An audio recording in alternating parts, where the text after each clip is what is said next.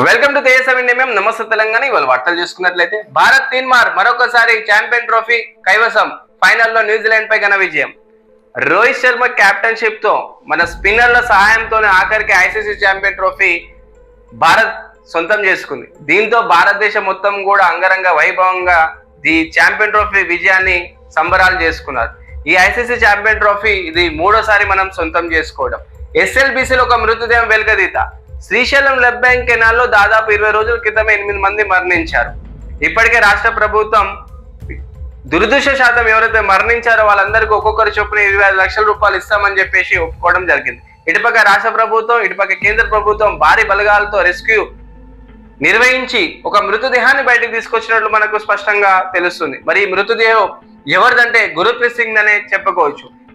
8 మంది కూడా చూసుకున్నట్లయితే దాంట్లో 2 ఇంజనీర్లు ఉన్నారు, 6 మంది కార్మికులు ఉన్నారు. మరి ఈ 8 మందికి కూడా రాష్ట్ర ప్రభుత్వం ఒక్కొక్కరి చొప్పున 25 లక్షల రూపాయలు ఇస్తామని ఒప్పుకోవడం జరిగింది. దీంతో భారతీయ రాష్ట్ర సమితి బీఆర్ఎస్ ప్రభుత్వం ఎస్ఎల్బిసిలో దురదృష్టశాతం మరణించిన వాళ్ళకి ఒక్కొక్కరి చొప్పున ₹1 కోటి నష్టపరిహారం ఇవ్వాలని చెప్పేసి రేవంత్ రెడ్డి గారిని కోరుతున్నట్లు మనకు స్పష్టంగా తెలుస్తుంది. ముఖ్యమంత్రిపై కాంగ్రెస్ హైకమాండ్ రేవంత్ కేల్ ఖతం. ఢిల్లీ చేతిలోకి తెలంగాణ కాంగ్రెస్ వ్యవహారం. చెల్లుబాటి కాని సీఎం మాట, రంగంలోకి అధిష్టానం. శాసనమండలి అభ్యర్థుల ఎంపికలో తమదైన ముద్ర. మేం నరేందర్ కోసం రేవంత్ విశ్వ ప్రయత్నం విఫలం. ఢిల్లీకి రావద్దని చెప్పి మరి పార్టీ హైకమాండ్ నిర్ణయం. 15 నెలలుగా సీఎం ను కలవని విజయశాంతికి టికెట్. అదంకే దయాకర్, శంకర్ నాయక్ అభ్యర్థులపై ఖరారు. ప్రకటించిన 3 ఎమ్మెల్సీ అభ్యర్థుల రేవంత్ మనిషి ఒక్కరు కూడా లేరు. ఇక్కడ చూసుకున్నట్లయితే మనకు స్పష్టంగా కూడా కనిపిస్తుంది.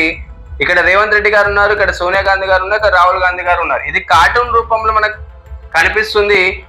రేవంత్ రెడ్డి గారు ఇక్కడ సోనియా గాంధీ, రాహుల్ గాంధీని క్షమాపణ కోరుతున్నట్టు. అదే విధంగా ఇంకొక ఛాన్స్ ఇవ్వండి అంటే రవితేజ సినిమాలో ఒక్క ఛాన్స్ అని చెప్పేసి మనకు చెప్తూ ఉంటారు. అదే విధంగా రేవంత్ రెడ్డి గారు కూడా సోనియా గాంధీ, రాహుల్ గాంధీని కూడా ఒక్క ఛాన్స్ ఇవ్వండి, నేను తెలంగాణని కాంగ్రెస్ ని మరింత తెలంగాణలో కాంగ్రెస్ ని మరింత బలోపేతం చేస్తా అని చెప్పేసి ఇక్కడ రిక్వెస్ట్ చేస్తున్నట్టు మనకు తెలుస్తుంది.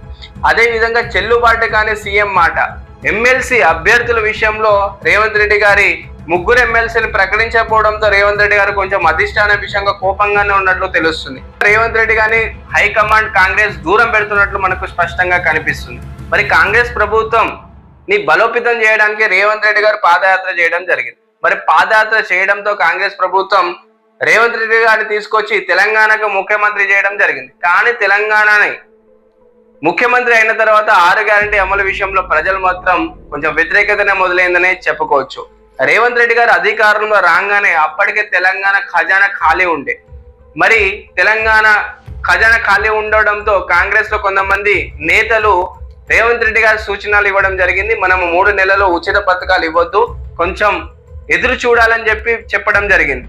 కానీ ఇటుపక్క సీనియర్ నేతల మాటలు వినక నేనే రాజు నేనే మంత్రి అని చెప్పేసి ఉచిత బస్సు పథకాలు ఇవ్వడం జరిగింది. మొట్టమొదటిగా మహిళలందరూ కూడా ఉచిత బస్ పథకం ఇవ్వడం జరిగింది.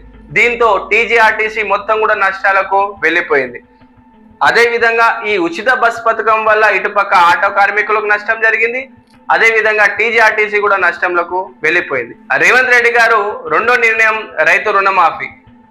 రేవంత్ రెడ్డి గారు తీసుకున్న రుణమాఫీ విషయంలో యావత్ తెలంగాణలో రైతు మాత్రం కొంతమందికి రుణమాఫీ అయింది, కొంతమందికి రుణమాఫీ కాలేదు. దీంతో చాలా వరకు రైతులు కూడా రేవంత్ రెడ్డి మీద కోపం అయ్యారు. అదే విధంగా కాంగ్రెస్ ప్రభుత్వం అధికారంలోకి రాకముందు చాలా వరకు కూడా కొన్ని ప్రజలకు హామీ ఇవ్వడం జరిగింది. ఇందిరమ్మ ఇల్లు ఇస్తాము, తులం బంగారం ఇస్తాము, అందరు మహిళలకు స్కూటీ ఇస్తామని చెప్పి పోస్టర్లు, అదే విధంగా వీడియోస్, అదే విధంగా కొన్ని సమావేశంలో కొన్ని హామీలు ఇవ్వడం జరిగింది. కానీ అధికారంలో వచ్చిన తర్వాత మాత్రం ప్రజలు మర్చిపోలేదు, రేవంత్ రెడ్డి గారు మర్చిపోయారు. ఇటు తులం బంగారం ఇయ్యలే, మహిళలకు స్కూటీ కూడా ఇయ్యలే. ఇటు చూసుకున్నట్లయితే తెలంగాణ ఖజానా నింపడానికి మద్యం విషయంలో కొన్ని ట్యాక్స్ పెంపడం జరిగింది. కొన్ని మద్యం రేట్లు కూడా ఈ మధ్య పెరిగినట్లు మనకు తెలుస్తుంది. మరి ఖజానా నింపాలి, ఇటుపక్క 6 గ్యారెంటీలు అమలు ఇవ్వాలంటే ఏదో ఒక నిర్ణయాలు తీసుకోవాలి. మరి ఇటుపక్క రేవంత్ రెడ్డి గారి సీనియర్ నేతలు కొంతమంది రేవంత్ రెడ్డిని దూరం పెట్టడం జరుగుతుంది. అదే విధంగా కాంగ్రెస్ హైకమాండ్ కూడా దూరం పెడుతున్నట్లు మనకు తెలుస్తుంది. మరి ఎందుకు కాంగ్రెస్ ప్రభుత్వం రేవంత్ రెడ్డిని దూరం పెడుతుందంటే సొంత నిర్ణయాలు ఇక్కడ చెల్లవు. అంటే రాష్ట్ర ప్రభుత్వంలో చూసుకున్నట్లయితే హైకమాండ్ కాంగ్రెస్ సహాయంతోనే తెలంగాణలో రేవంత్ రెడ్డి గారు ముఖ్యమంత్రి అయ్యారు. కాబట్టి ఇక్కడ సొంత నిర్ణయాలు చెల్లవు, మేము ఎట్లా చెప్తే అట్లా వినాలని చెప్పేసి రేవంత్ రెడ్డి గారు చెప్పుకోవడం జరిగింది. కానీ తెలంగాణలో చూసుకున్నట్లయితే గత 10 సంవత్సరాల్లో ఎక్కడ కూడా ఇటు రియల్ ఎస్టేట్ రంగం కావచ్చు, రైతులకు కావచ్చు, సాగునీరు విషయంలో ఎలాంటి ఇబ్బంది కలగలేదు. ఎందుకంటే ఇక్కడ రాష్ట్ర పరిపాలన, రాష్ట్రంలో సొంత పరిపాలన ఉంటే ఎవరికి కూడా డబ్బులు ఇచ్చే అవకాశం ఉండదు.